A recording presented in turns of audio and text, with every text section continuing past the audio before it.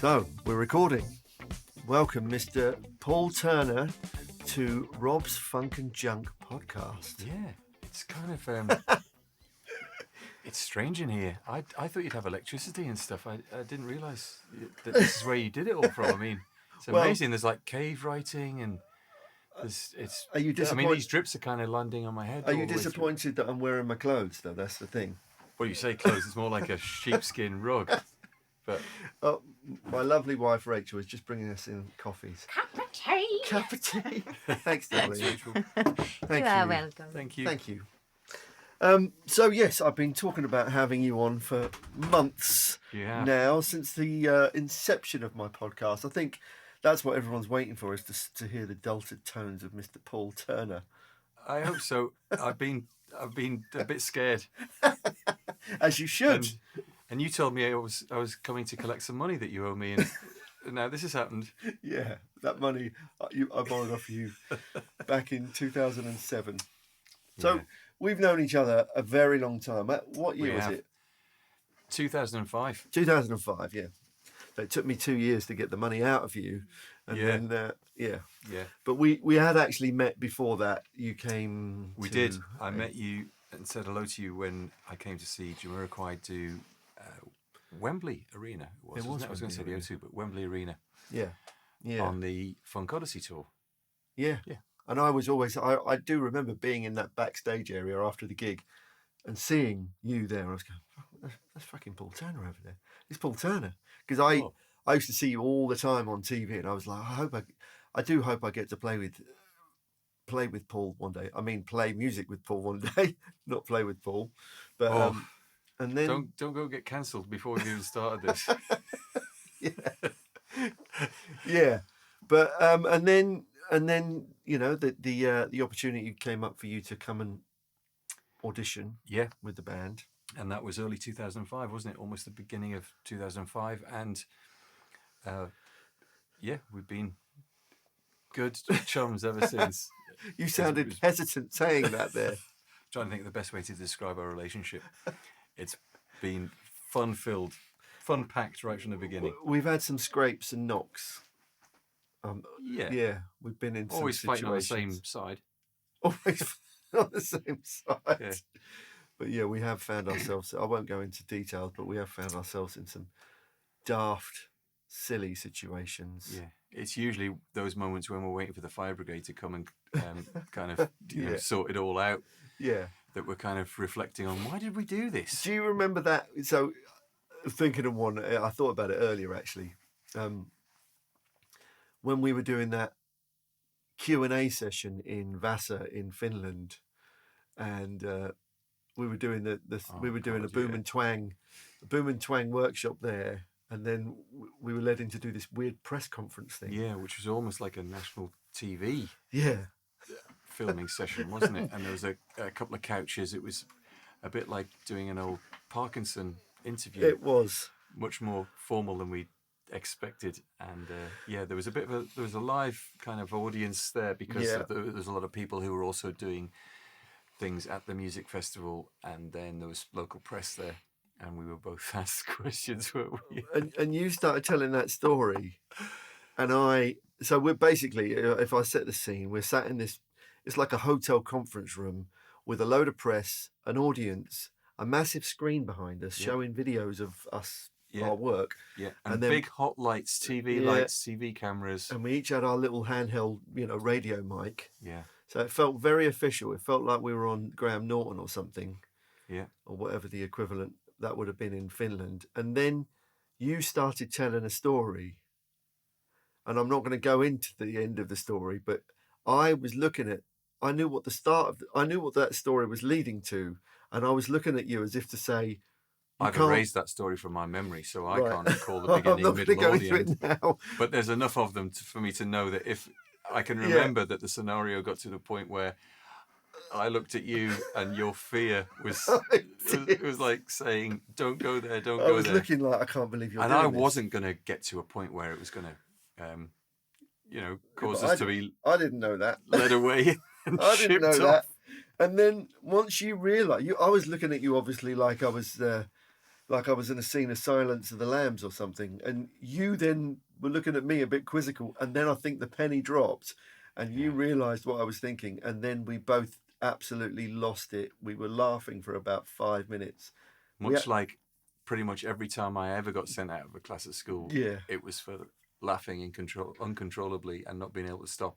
And that's exactly what happened. And I actually had to leave the stage. And We did. It was tears. And all of these bemused people going, what's going on here? Yeah. And then it was even funnier because we were thinking, this might be being broadcast. But yeah, so that's fun, and we've had plenty of those. Yes, plenty of those. But so yeah, it's taken me a while to have you on here, and it's an honour. It's great to be here. This Paul is my first ever podcast. Is it your first ever podcast? Yeah. Wow, this is my 21st and the last. And last. Well, that's nuts because you should be on lots of podcasts. It's the way forward. I've been asked to be on a few, but there's only so many times I think people want to hear the same story, and I'd rather give it to you than other. I say what I mean is I would get bored hearing the same stories all the time, and I kind of figure that there's no point in just doing loads and loads of these things. It's nicer and more fun just to do something. Yeah. Let it be. Podcasts seem to get more listens. I don't mean you doing. I mean keeping it varied. I'd be happy to do things, but not to talk about the same thing over and over. Regurgitate the old. What strings do you use? Yeah, and how many hats has Jay got? And, that kind of. He's got a few. It's bad when he is obviously, understandably, very bored of that question. But it's bad when even we're bored of that question. Yeah. Yeah. How many cars? I bet you love Jay's cars.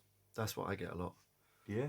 I'd like to have one of them to sell so I could heat my house for the next 5 years. That'd be nice. I'd just sit in the car. I'll just sit in the car. Yeah, put the heating on. 70s car heaters.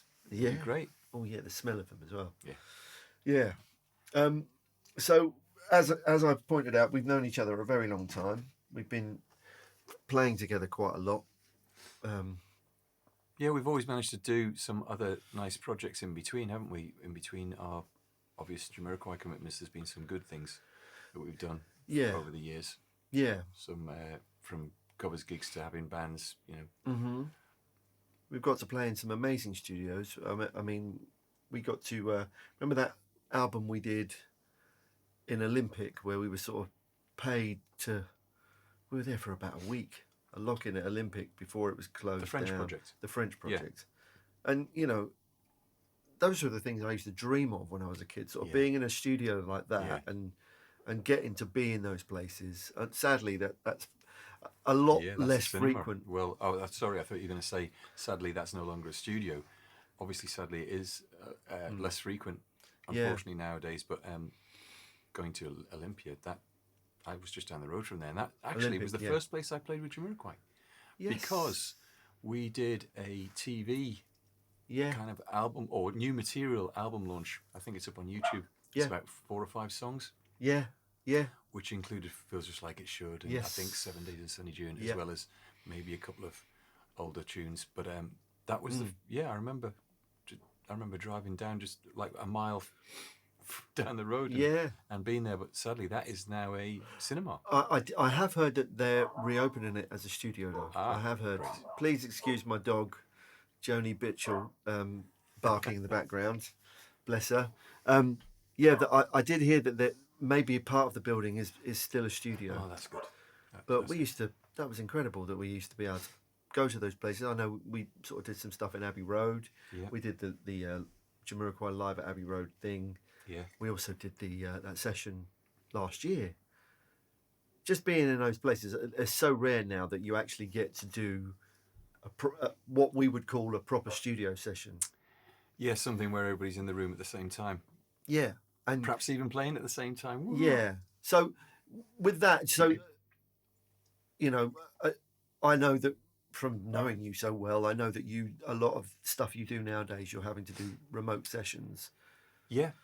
I do sessions at home and end up recording into, I use Logic at home and then send off the stem of the bass to somebody, having had a guide track perhaps sent to me, and that tends to be a lot of the sessions that I do nowadays. I did have the good fortune and fun of doing an album at the turn of the year for a producer that I used to work with years ago called Mike Peden. He did the Lighthouse Family records, and he did Hall & Oates, and he also did some pop things and lots of different things. But primarily, I'd say most of his big successful records were around 15, 20 years ago. Right. And that's when I was working with him around that time as well. I should say he also used Jack Daly on bass as well from New York, great bass player from New York. He used to do Lenny Kravitz. Because on the same project. No, that sounded a little bit like I used to work with him on all those big records, and I did like the last couple of Lighthouse Family tracks for the greatest hits, and then actually we did a Lighthouse Family album for a different producer, didn't we? Yeah, we did. But yeah, I did a sessions for him at the beginning of the year with a great new artist called Bria, and that was at a residential studio, which was. Again, which one was that? It was called Chapel Studios up in Lincolnshire. Oh, okay. Near the coast. Very, very cool studio. And again, like you just said about being at Olympia for a number of days, that thing where you're perhaps staying at the place and you get to record all day and really absorb, what you're doing and kind of focus on some great sounds. But also just the whole hang and the whole focus on it being a collective project, so that there's a feeling of it being a team effort, and also being an effort that sounds like an album rather than it sounding bitty. An individual tracks made by different producers, recording people in different locations, and there's been some great records that have been made like that. But I think really great albums are often. Some of my favourites are those ones where that people were kind of in the room together at the same time, and perhaps in the room over 10 days when they recorded the whole album. I think that's the thing. I mean, I do most of my sessions here remotely in my studio, but what I know, and I've got used to doing that now, but what I really feel the difference is that the way you're usually getting to the track after the drum track's been done. So what you're missing out on is the opportunity for the way you play to have the drummer react. To have an influence on how he or she feels. might play initially as well. And to have that dynamic that can work together. I know that things may still get, cut, or they may still kind of go, oh yeah, I think we're going to use that as the verse. I mean, I don't really generally like that kind of vibe, but we both know that is often how things end up being anyway. Yeah. But there's nothing like capturing a whole performance with people playing and reacting to each other. No. And even if some things are done for tracking purposes, where you may record the drums but with everybody playing, and then redo a bass take and redo a guitar take and put the amps in the room and have the mics on the amps, etc. It still comes from a point, an initial point, where everybody was playing together. Yeah, the feel of the track was there. And what I mean by that is you might have been playing for 4 hours, gone to have dinner, and we've had this actually where we've been working on things with Jamiroquai. You've been playing all day, you're knackered, you've had something to eat, that baguette you ate makes you feel a bit sluggish, and hence you play it that way, and that's the take. The baguette take, yeah. The baguette take. I love those ones. But that's the thing. That's gone now. You don't doing stuff remotely. That finished after the Savoy incident in 2012, didn't it? Yeah, that was it. That was the end of whose career did that kill? About 25 careers, I think. It was was it Munich? That would have been the worst. That was the worst case ever. Worst case ever of Savoy sabotage. Savoy Session Sabotage. Just Savoy Sabotage. That's a great album title. They were a brilliant band, actually, Savoy. Yeah, I like them. Yeah, like them more than the full Savoy and Chips. I mean, that's where it was the album they did, full English, Yeah. full English breakfast. Yeah. Which is where Supertramp got their idea from. Here we go. Yeah, What's in those this days coffee? are gone. What's in this coffee? It is just coffee. Yeah. So we've got together today. I've managed to lure him to my little green room studios here because, well, you can explain what we've been doing today. We have got the band back together, as I Hey. say. What we've done is we've got the duo back together. Rob and I, years ago, used to do some primarily kind of educational guitar and bass classes, didn't we? And we'd call them Boom and Twang events. And we have had that kind of on the back burner for some time. But we had also made some inquiries years ago about doing some retreat things where we looked at different studios to go to and have people come and stay and us do like maybe some recording or an educational thing with an audience there or with people there involved, let's say. But we've finally taken that on a little bit further, haven't we? And we've decided we've booked a spa hotel with conference facilities so that we can actually use couple of rooms for music and have a 3-day thing where we will have players there, limited number of bassists and guitarists. Have some fun playing and also the hang and a few beers, shoot some pool, and basically look at playing, both interacting to each other's playing and with a drummer on one of the days. We'll have a drummer there as well, and just kind of hopefully help everybody to open their playing up a little bit and have a bit of fun whilst learning.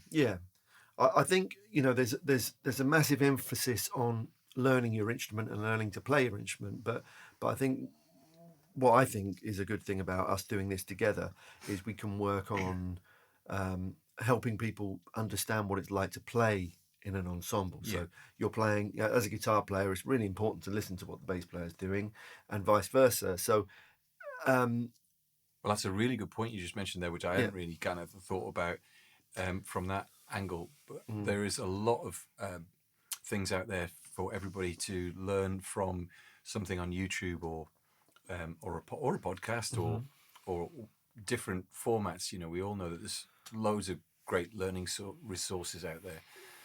But they tend to focus on everybody learning as an individual and not much stuff on ensemble or interactive playing. So we can bring a little bit of that as well as doing the individual thing as well. And I think that's going to be a lot of fun. And that I think works forward for people who are working at home, as well, and they're not playing with a bass player or a guitar player. Say they were to download a bass line from Splice or something like that, from that software Splice, they can at least approach it from the viewpoint of they're imagining playing with the bass player. They're not just going, I'm going to play my guitar part regardless of what the other instrumentation's doing. So I think that's one of the things that I know we focus on those when we do other workshops in other places. It's all based very much on the fact of playing to what you're listening to, and I think that's going to be the game, the end game of it. Plus other stuff as well, soloing ideas and things like that. But it's part about creation is really. I think one of the things that I've noticed over the years, being like a guest lecturer is what they generally tend to call us, isn't it? When we go to different music colleges, but whatever we are there, whatever kind of capacity we're there in, it's pretty common to see that the main thing that seems to be lacking, or that the players seem to feel that they're not getting an understanding in, even if it's been perhaps shown to them or is in the curriculum, is quite often people struggle with application, with applying what they already know. And before you go very far, you can often realize that they already know a lot more than they think. They just are unable to apply what they already know. So they have just not perhaps had the chance to open their playing up to the point where they can start to go, oh, I didn't, like, for instance, for example, how many times do you play something to somebody, or you're playing in front of somebody in like a guitar camp or something like that, or a one-to-one lesson or a group lesson that you might do at college, and somebody might go, oh, what was that? Or what was that thing that you did earlier on? And you start to break it down, and then when you explain it, they all of a sudden they're kind of understanding what it is. But you might say, oh, it was just like a blues scale thing, or it was I was approaching some chord tones and playing through an arpeggio. They then understand it, but they haven't actually thought of doing it like that, or they haven't realized, because they've just kind of thought, well, I've learned the modes. Yeah, I've learned some scales, and I've got some chords under my hand. I know some inversions of those chords, but they don't really. They struggle with the application of how to make that work. Yeah, and I think that's one of the things that is nice about these or this way of teaching and helping and just kind of having fun with music, is that you can sometimes just give somebody a helpful direction to how they can pretty much not instantly like with the click of a finger, but they can quickly work towards improving and feeling more comfortable at their playing, just by being able to know how to apply what they perhaps already have a good, pretty close grasp of anyway. Yeah. And you just need to kind of connect a few dots, and then all of a sudden they feel like they're flying. Yeah. Yeah, it's about the application. And actually, one thing that I kind of know about doing this stuff and the amount of teaching I've done, like you have, is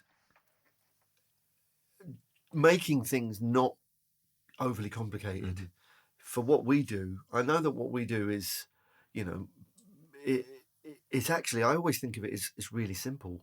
When you're doing a session, most of the time it's playing very simple things. Yeah. And I think some people can think, potentially, some people are a little bit bamboozled because they think it's some massive secret of how do you do that. But it is mostly thinking of something very simple to play. Yeah. In order to, and I know that I think I've been quite a bit of help to people who are working on recordings at home, because a lot of people now have their own recording software. Everyone has it. If you've got a laptop, you've basically got a studio. You can do it. Yeah. So when they're creating stuff and working on stuff at home, I know they can get lost. So that's what for me, the boom and twang things are going to be helping people to do, I think. Yeah. And also for people who play in bands, it might be a situation where there's a band where there's a bass player and a guitar player who want to come and work to learn a few little tips, So I'm really looking forward to it. And it's great that we're doing it. I know we kind of talked about it years ago, and we started going on and doing it. And then I think what usually happens is all of a sudden you're at the end of an album cycle, and then you're off on tour for a year and a half, and you just haven't got the energy to do that stuff. And now I think, because touring, due to the old pandemic, now I think that long touring seems to be I think not as prevalent. Being more bitty, aren't they? Yeah. That will be frustrating in some ways, but at least we can hopefully take advantage of the gaps in between. And like, for instance, we're planning this thing in November because we know that we've got Jamiroquai dates. Actually, after the Jamiroquai dates, we'll both be on a run of dates with Brother Strut as well. Yes. And then we'll be ready for this. We'll be ready to kind of have a hang in a bass and guitar retreat. Well, yeah. Our boom and twang first retreat. I might even put the gown on. Because those hotels have gowns, don't they? You're going to wear the gown. We need to check that. If they've got a gown and those slippers that you get in the polythene bag. Could we do it? Because there is a gym, actually, at the venue we've chosen, which we will announce soon to anyone who's interested. But the venue we've chosen, there is a gym. So I think we should get everyone up in the gym first thing in the morning. Star jumps. Star jumps. Bass star jumps. Yeah. You've got to jump with your guitar. Yeah, that's just reminded me. And some of you listeners out there may have seen, there's been a post that was up that seemed to come at me on a few different feeds, but it was one where it showed, I think it was Victor Wooten, who's brilliant at doing that thing where he swings his bass around. Yeah. Yeah. And it just showed like somebody doing that, and then there was a guy at the front. It was a big rock gig, and he swung it around brilliantly. And then it just showed about 10 people having epic fails, like one guy throwing his bass and it just left the stage and just flew off somewhere. Somebody had else it away in their car. their head. Yeah. And am I allowed to say that? What? Twatting. Head. Twatting their head. So have you ever done things anything like that? Have you ever done a massive epic stage fail? Oh. I know one of the things you do. I've done an epic. I used to do these fake falls. I used to like doing fake falls. Fake trips. Yeah, where I'd fall in a hotel, or I did it once on a plane, and that didn't go down very well. They got very angry there. So you'd pretend to fall over and make a bit of a commotion, and then of course whenever the powers that be, whether it's security or the air hostess or whoever it was, came to say, well, what's going on, you could always say, I'm hurt here, to try and feign an injury so that you could get away with it. Yeah. And I used to do a few of those. I remember doing it was mainly around like the early 2000s. I really got into a habit of doing it. And the trick is to never announce it, but you could almost I could sense sometimes that people were thinking, oh no, I hope he doesn't do it now, which is the cue to do it. And there's a couple that came to mind there. I did one in a hotel foyer. Yeah. I think it was in Mexico. And it had a red rope kind of going around this little gift kiosk store in the hotel. Yeah. With a couple of those postcard kind of things that, like the little rotating display things with all the hundreds of postcards on them. No one ever buys, And I kind of pretended that I was trying to step over the red rope, caught my foot on the rope accidentally on purpose, and took the whole rope thing down. But then I didn't mean to take down the postcards, but I took the postcards down. Oh, no. Of course, they went everywhere. Well, the kiosk storekeeper came out really angry, and I really had to make out that I'd really hurt myself, like almost like looking at him as if to say, how can you yell at me? I've hurt myself here. Be careful, I might sue your ass. And then there was another similar one that happened getting on a plane, where I thought it would be good as you walking through the first few rows. You got the president in 1A and 1B or whatever, and then just do it there, just fall down there, really make a big commotion, and then you can also act scared or concerned about your instrument. Oh, what's happened to my bass? I've got to check my bass. Yeah. All those kinds of things. I used to think that was hilarious. I like those things. When we first started working together, I think I did understand that you were quite the japester, quite the prankster. There was a few things. I can't remember you ever catching me. I'm not going to go into our little Mexican standoff that we had for years. Let's not do that. Let's not do that. No, that's a great one. And it's still at that I think I owe core. You. No, I think I'm one up on you. From the last one, I still owe you one somehow. Well, that was the case until while you were making lunch, I snuck up to your bedroom and I took a couple of photos in my phone. So now I think you'll find when you get your emails later on that we're even. No. If you did that, that means because you got me the last time. So that means I owe you for two now. Then it's a long-standing. Always have something in the bank. That's what I say. Yeah, well, I've got to get you at some point. But yeah, there is a lot of fun to be had with the odd prank, isn't there? Yes, you are very good at it. I've stolen a few from you. There's the obvious. There's the one that you started doing. Whenever we were sat together with the band, and you'd loudly talk about how amazing another guitar player was all the time. Yeah. Or you do it with a drummer, or you'd always do that. Or your one was always when I got in the lift and you got in the lift with me, and if anybody else got in the lift, the elevator. Yeah. Then you would turn around and say, "So is this the first time you've ever ordered a meal escort?" Yeah, and I still do it. All this time afterwards, I still do it all the time. And then the other one we have, which is a long-running one, is whenever we're listening to a piece of music, and it could be something like, oh yeah, it could be like Earth, Wind and Fire. We'll always say, "Oh man, I love Kool and the Gang." We'll always, that's it, bang, boom. I like that one because I think the ones that I've always had the most success with is Bob Marley and UB40. So Bob Marley's playing and you say how much you love UB40. Whoa, take cover because that is going to go down. Shit's going to go down then. I love that one. And Steely Dan and the Eagles. Steely Dan and the Eagles, yeah. That's a good one. Hotel California's playing it, and you say, How much you just love as the the Dan. song's fading out, Yeah. oh man, I love Steely Dan. And then you wait to see who goes, no, I think you're fine. Donald Foden. Donald Foden. So, yeah, we're not that childish, but we pretty much are. You got to have a laugh. You got to have a laugh. You got to have a laugh. Got to have a laugh. So we've been in here today. We've been just doing take after take of video material for our upcoming announcement. Well, the announcement was take after take. The playing was done in a second, yeah, but the announcement was hilariously funny. So yeah, if you haven't already had a chance to see that, then go and take a look. Yeah, because that was 3 days it took us. 3 days to get.